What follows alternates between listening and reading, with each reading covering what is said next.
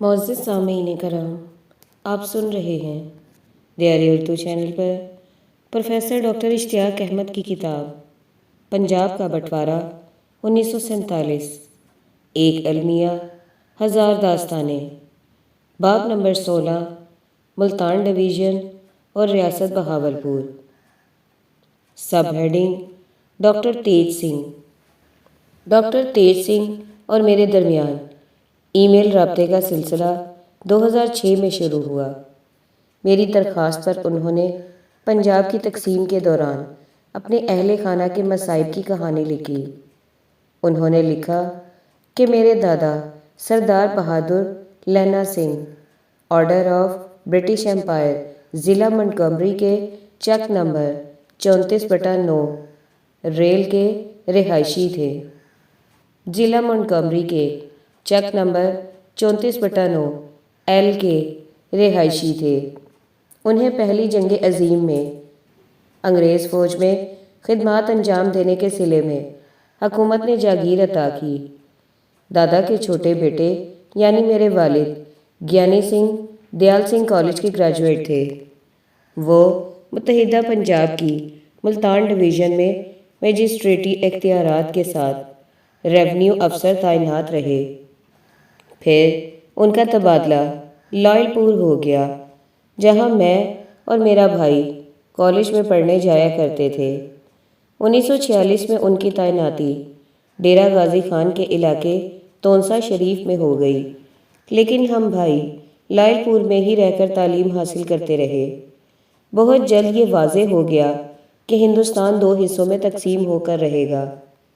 ایک رجعیت پسند اور وفادار شخص ہوتے ہوئے اور کئی مسلمان دوست رکھنے کے باوجود میرے والد خلوص نیت کے ساتھ یقین رکھتے تھے کہ حکومت کی تبدیلی کا مطلب رہائش میں تبدیلی نہیں۔ چنانچہ انہوں نے حکومت پاکستان کی ملازمت اختیار کرنے کا آپشن چنا۔ جب 14 اگست 1947 کو باضابطہ طور پر پاکستان مارز وجود میں آ گیا تو انہوں نے حکومتی افسر ہونے کے ناطے نہایت فرض شناسی کے ساتھ دفتر کی عمارت پر پاکستان کا پرچم لہرایا۔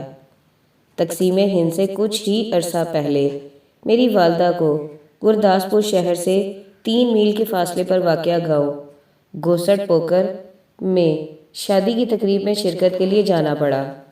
تقسیم ہند سے کچھ ہی عرصہ پہلے میری والدہ کو گرداسپور شہر سے 3 میل کے فاصلے پر واقع گاؤں گوسٹ پوکر میں شادی کی تقریب میں شرکت کے لیے جانا پڑا۔ والد صاحب خود تونسا میں رہے، لیکن ہم دونوں بھائی بھی خصوصی تقریب ہونے کی وجہ سے لائل پور سے گرداسپور چلے گئے۔ بعد میں ہمیں مشورہ دیا گیا کہ ہم اپنے قیام میں توسیع کر دیں کیونکہ پنجاب کے بعض علاقوں میں صورتحال تیزی سے خراب ہو رہی تھی۔ ابھی ہم وہیں تھے کہ شہروں میں بڑے پیمانے پر فسادات شروع ہو گئے، لہٰذا ہم نے وہاں سے نکلنے کی کوشش نہ کی۔ میرے والد کو ان کے دوستوں نے مشورہ دیا کہ اپنے تحفظ کے لیے وہ مشرقی پنجاب چلے جائیں۔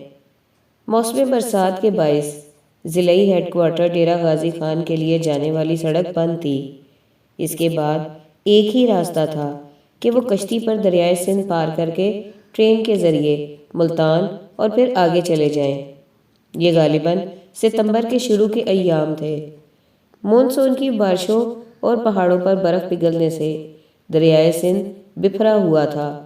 3 مسلمان اور 1 ہندو جس نے مسلمانوں جیسا لباس پہن رکھا تھا میرے والد کے ساتھ اسی مقام تک گئے جہاں سے کشتی نے خطرناک دریا میں سفر شروع کرنا تھا۔ دریا پر ان کے مسلمان چپڑاسیوں نے انہیں الوداع کہا اور اس امید کا اظہار کیا کہ وہ جلد واپس تونسا آئیں گے، جبکہ ہندو جس کا نام بھجن تھا بھارت تک ان کے ساتھ رہا۔ بحفاظت دریا پار کرنے کے بعد میرے والد ٹرین میں اپر کلاس کی بوگی میں سوار ہو گئے جس میں شاید ہی کوئی اور مسافر تھا۔ اگلے سیکشن پر ان کا واقف کار ایک مسلمان بھی ڈبے میں سوار ہو گیا۔ والد کو اکیلے دیکھ کر اسے حیرت ہوئی، بہرحال وہ ان کے ساتھ بیٹھ گیا اور سرحد کے دونوں طرف پیش آنے والے خوفناک واقعات انہیں سنائے۔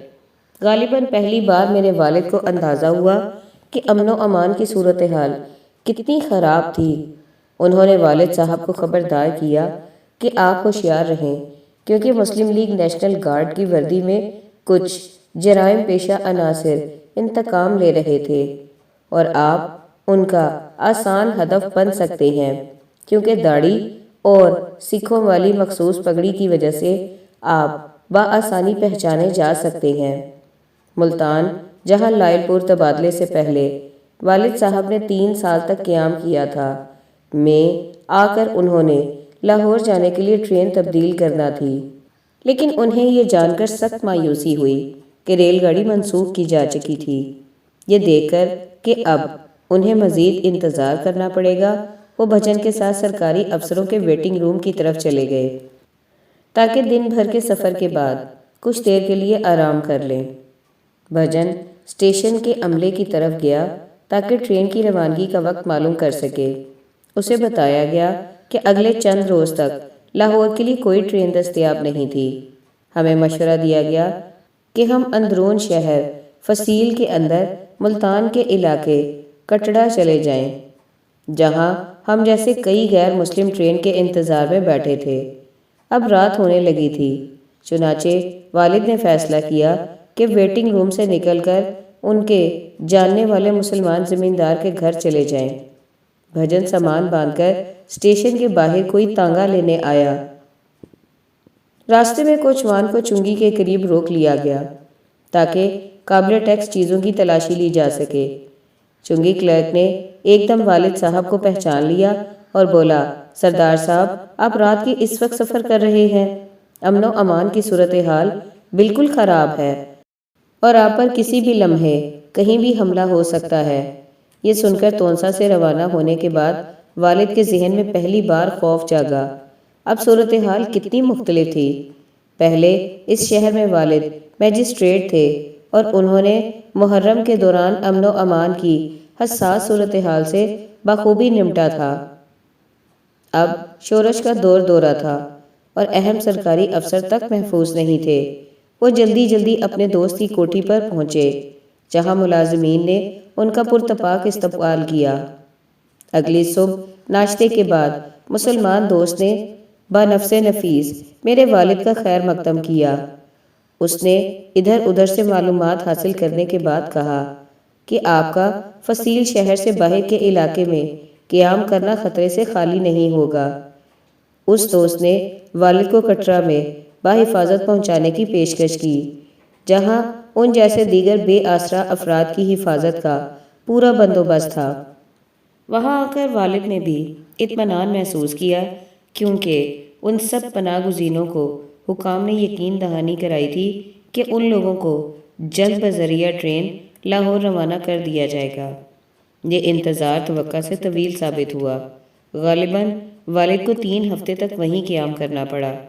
آخر کار انہیں بتایا گیا کہ ٹرین دستیاب ہے اور پھر انہیں سیکیورٹی کے ساتھ ریلوے اسٹیشن پہنچا دیا گیا۔ ضلع کا ڈپٹی کمشنر پہلے ہی وہاں تھا۔ اس کے اردلی نے میرے والد کو پہچان کر سلوٹ کیا اور ان کا تعارف ڈپٹی کمشنر سے کرایا، جس نے نہایت گرم جوشی کے ساتھ میرے والد سے مصافحہ کیا۔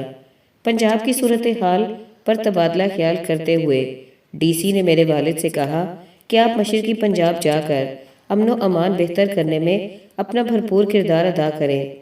پھر اردلی میرے والد کو ٹرین کے مخصوص الگ کمپارٹمنٹ میں لے گیا۔ اس مہربانی کا شکریہ ادا کرتے ہوئے میرے والد نے اسے کہا کہ عام مسافروں کو بھی ڈبے میں آنے دو، کیونکہ دیگر بوگیوں میں کافی رش تھا۔ لاہور کے لیے طویل سفر نہایت سست رفتاری کے ساتھ شروع ہوا۔ صرف ایک انگریز افسر کی کمانڈ میں 3 گورکھا سپاہیوں کو سیکیورٹی کے لیے تعینات کیا گیا تھا۔ منٹگومری تک سفر خیر خیریت سے گزر گیا۔ ابھی نصف سفر طے ہوا تھا۔ والد صاحب نے مجھے بتایا کہ منٹگومری میں وہ اپنے چک والے علاقے دیکھ رہے تھے، جہاں کا لمبردار اصل لفظ لمبردار ہے، لیکن بعض دیہاتی نمبردار بھی کہتے ہیں۔ ورے سنگھ تھا جو اپنی سرکاری ڈیوٹی کی انجام دہی کے لیے گاہے بگاہے شہر جاتا رہتا تھا۔ چنانچہ اسے نہ پتہ چل سکا کہ گاؤں کے مکین کارواں کی شکل میں پیدل ہی مشرقی پنجاب کی طرف نقل مکانی کر چکے تھے۔ چونکہ گاؤں کے کچھ بڑے پہلی جنگ عظیم کے ریٹائر فوجی تھے، اس لیے وہ قافلے کی خود رہنمائی کر رہے تھے۔ مونٹگومری میں قیام کافی طویل ثابت ہوا۔ بعض مسافر ٹرین سے اتر کر پلیٹ فارم پر کچھ کھانے پینے کو گئے تو انہیں کوئی وینڈر نظر نہ آیا۔ اس کی بجائے انہیں ایک مشتعل مسلمان گروہ کے نعروں اور گولی چلانے کی آواز سنائی دی۔ گورکھا فوجی اور ان کا افسر پلیٹ فارم پر گشت کر رہے تھے اور مسافروں کو بحفاظت ٹرین پر واپس سوار کرانے کی پوری دیانتداری سے کوشش کر رہے تھے۔ اس ناخوشگوار واقعے سے تاخیر کی گھڑیاں طویل تر ہو گئیں۔ یہ خراب صورتحال دیکھ کر ٹرین ڈرائیور نے سفر آگے جاری رکھنے میں تامل ظاہر کیا۔ چنانچہ ایک فوجی اس کی سیکیورٹی کے لیے انجن پر تعینات کر دیا گیا۔ جن مسافروں کے پاس کھانے پینے کی جو چیزیں فالتو تھیں وہ انہوں نے دوسرے بھوکے بچوں کو دے دیں۔ ٹرین اب رات کی تاریکی میں سست رفتاری سے سفر کر رہی تھی۔ صبح منہ اندھیرے مسافروں نے ٹرین کی وسل مسلسل سنی اور وہ آہستہ آہستہ کھڑی ہو گئی۔ والد نے ایک نیزہ بردار گینگ کو قریبی گاؤں سے پٹری کی طرف دوڑتے دیکھا۔ مسافروں کی جان خطرے میں دیکھ کر فوجیوں نے حملہ آوروں کی طرف بندوقیں تان لیں۔ ڈرائیور کی سیکیورٹی کے لیے مامور فوجی نے اسے کہا کہ رفتار تیز کر دو۔ حملہ آور گورکھا فوجیوں کی موجودگی میں حملہ کرنے سے ڈر رہے تھے۔ اسی طرح کا واقعہ آگے ایک اور جگہ بھی پیش آیا اور ٹرین وسل بجاتی ایک بڑے گاؤں کے قریب رک گئی۔ حملہ آوروں نے ٹرین کی طرف اپنے بھالے تان لیے۔ گورکھا فوجیوں نے حملہ آوروں کے باز نہ آنے کی صورت میں انہیں گولی مارنے کی تیاری کر لی۔ بالآخر ٹرین ضلع لاہور کی حدود میں داخل ہو گئی، جہاں کئی تباہ شدہ اور جلے ہوئے مکانات تھے۔ بظاہر اس علاقے میں قتل و غارت گری اور لوٹ مار پیچھے چھوڑ آنے والے علاقوں سے زیادہ ہوئی تھی۔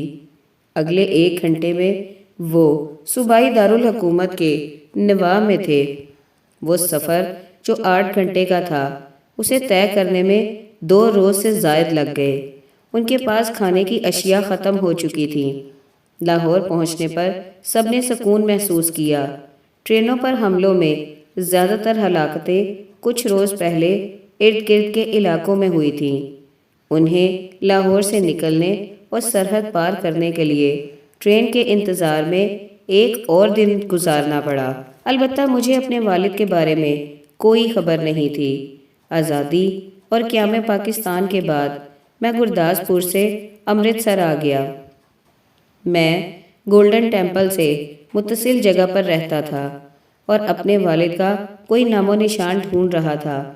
میں روزانہ جی ٹی روڈ پر فوج کے زیر کنٹرول چیک پوائنٹ پر بھی جاتا، جہاں ہر قسم کے قافلے کو تلاشی کے بعد آگے جانے دیا جاتا تھا۔ میں ہر روز لوگوں سے اپنے والد کے بارے میں پوچھتا اور پھر شام کو دربار صاحب پر جا کر دعائیں کرتا اور سنگ مرمر پر سو کر رات گزارتا۔ جوانی کے اس پریشانی کے دور میں گرو کے لنگر نے مجھے کافی سہارا دیا۔ وہاں گزارے گئے وقت کے دوران مجھے زائرین اور عقیدت مندوں سے ملاقات کرنے اور مذہب کے نام پر قتل و غارت کی تفصیلات اور خیالات جاننے کا موقع ملا۔ کئی لوگوں نے ایسی آزادی پر لعنت بھی بھیجی جس نے انہیں اپنے ہی صوبے میں مہاجر بنا کر رکھ دیا تھا۔ میں روز بروز مایوس ہوتا جا رہا تھا اور مجھے مسلسل ایک ہی جواب ملتا تھا، ہمیں تمہارے والد کا کچھ پتہ نہیں۔ اچانک کسی نے ایک دن مجھے بلایا اور بتایا کہ اس نے میرے والد کو کسی ٹرین میں دیکھا ہے۔ یہ خبر میرے لیے بڑا سرپرائز تھی اور دل کہتا تھا کہ یہ اطلاع سچی ہی ہو۔ میں نے دوبارہ اس سے تصدیق چاہی تو اس نے یقین دہانی کرائی کہ اس نے ٹھیک آدمی یعنی مجھ سے رابطہ کیا ہے۔ اس نے بالکل سچ کہا تھا۔ سب ہیڈنگ: بہاولپور ریاست بہاولپور ملتان ڈویژن سے متصل تھی۔ 1941 کی مردم شماری میں یہاں کی آبادی 13,41,209 تھی اور رقبہ 45,000 مربع کلومیٹر تھا۔ 1947 میں بہاولپور کے مسلمان نواب نے پاکستان سے الحاق کا فیصلہ کیا۔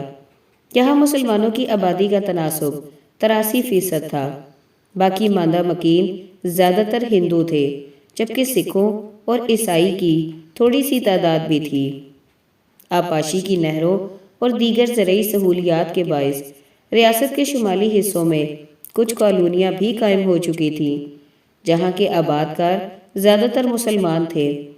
البتہ کچھ سکھوں کو بھی زمینیں دی گئی تھیں۔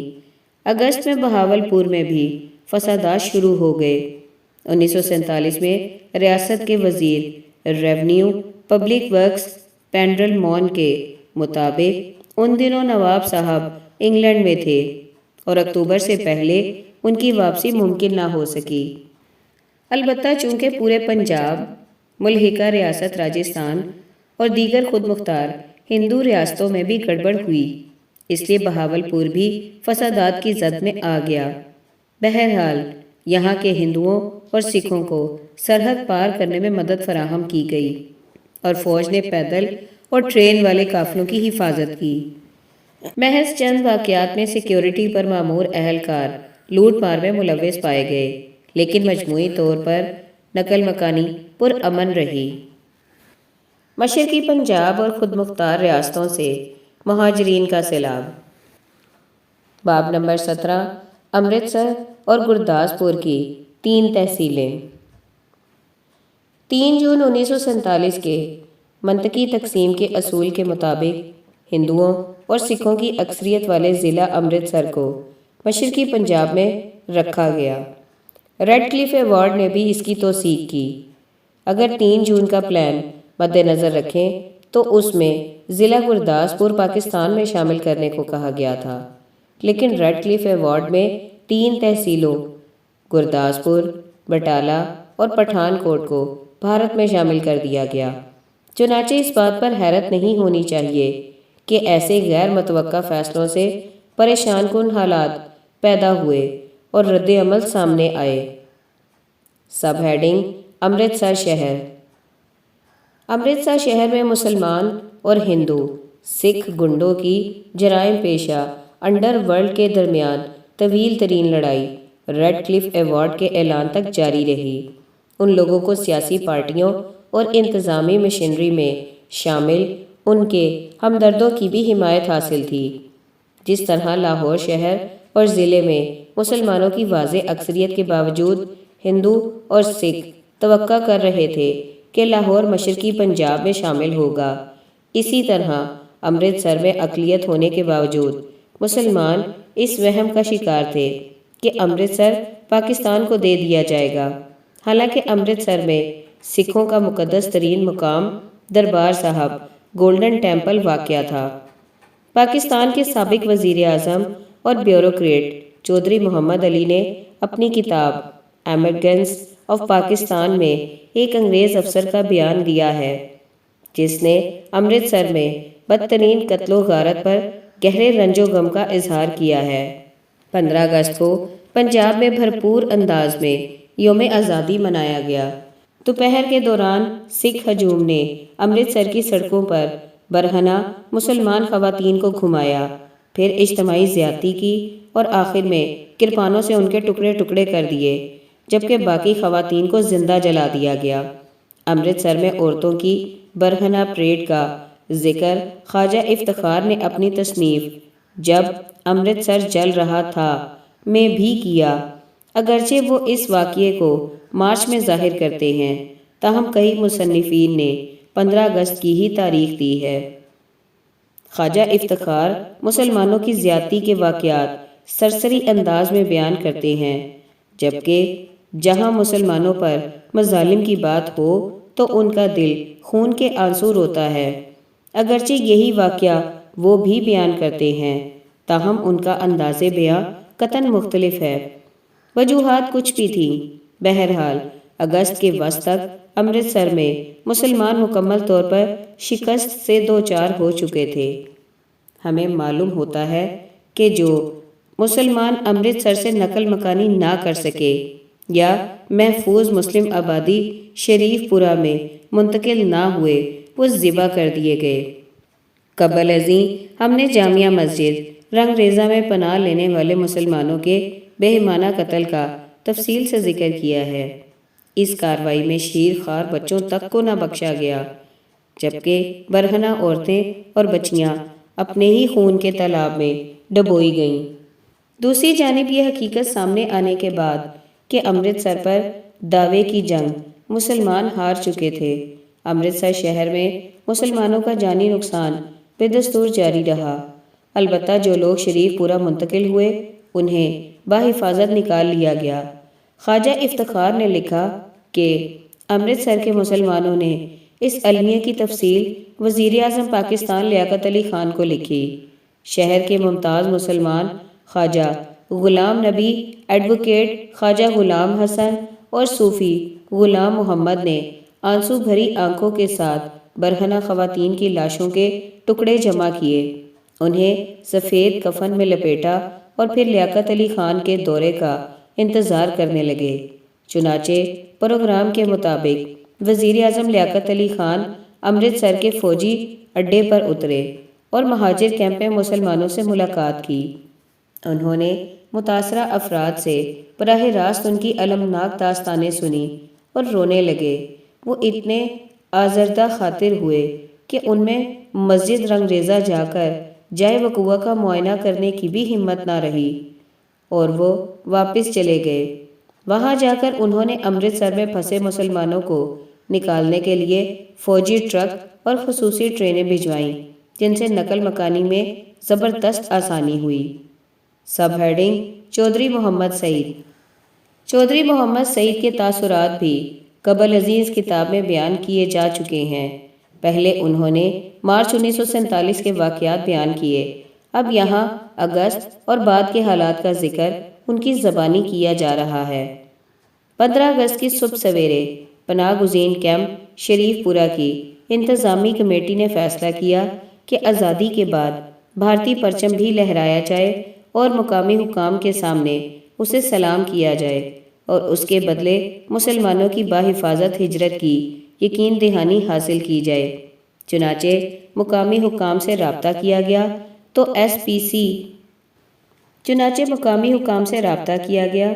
ایس پی CID RE بدری داس، DSP S اجاگر سنگھ اور MLA سیٹھ سنت رام شریف پور آئے۔ ان کی موجودگی میں بھارتی پرچم لہرایا گیا اور بدلے میں مسلمانوں کی جان، عزت اور املاک کی حفاظت کی ضمانت دینے کا مطالبہ کیا گیا۔ ان تمام افسروں اور عوامی نمائندوں نے اجتماع سے خطاب کیا اور حفاظتی اقدامات کرنے کا یقین دلایا۔ اس سے مسلمانوں میں اطمینان کی لہر دوڑ گئی، لیکن عملاً انتظامیہ نے کچھ نہ کیا۔ اگلے روز 16 اگست ہم انتہائی دلیری کا مظاہرہ کرتے ہوئے شریف پور کی حدود سے نکلے اور ڈپٹی کمشنر مسٹر نوکل سین سے ملاقات کرنے گئے۔ ڈپٹی کمشنر نوکل سین نے 23 اگست کو چارج سنبھالا، اس لیے اس معاملے میں ابہام موجود ہے۔ DC نے وعدہ کیا، لیکن عملاً کچھ نہ ہوا۔ اگلے دن میں بریگیڈیئر ہیڈ کوارٹر گیا اور زادے راہ کے لیے راشن کی درخواست کی۔ ایک مسلمان میجر کی مدد سے میں 2 فوجی لاریاں حاصل کرنے میں کامیاب ہو گیا اور شام تک شریف پور میں 2000 بوری سامان خرد و نوش لے آیا۔ اس سے راشن میں قلت کے ہمارے خدشات جاتے رہے۔ اس کے بعد جب بھی ہمیں ضرورت پڑی، راشن کنٹرولر ہمیں گاہے بگاہے سامان بھجواتا رہا۔ پناہ گزین کے مکینوں کو یہ جان کر نہایت خوشی ہوئی کہ حکومت پاکستان نے ICS افسر مسٹر AK ملک کو لائز ان افسر مقرر کیا ہے۔ شاید انہی کی کوششوں سے ہم خصوصی ٹرینیں حاصل کرنے میں کامیاب ہوئے۔ یہ ٹرینیں دن میں 2 مرتبہ امرتسر سے لاہور تک چلتیں اور شریف پورہ میں محصور افراد کو نکالتیں۔ ہر چکر میں تقریباً 5000 افراد کو منتقل کیا جاتا۔ باؤنڈری کمیشن ایوارڈ کے اعلان کے ساتھ ہماری امرتسر میں ہی رہنے کی آخری امید بھی دم توڑ گئی۔ اگرچہ شریف پورہ میں خوف و ہراس تھا، لیکن فوجی مورچے ہونے کی وجہ سے معاملہ خراب نہ ہوا اور لوگ اکٹھے رہے۔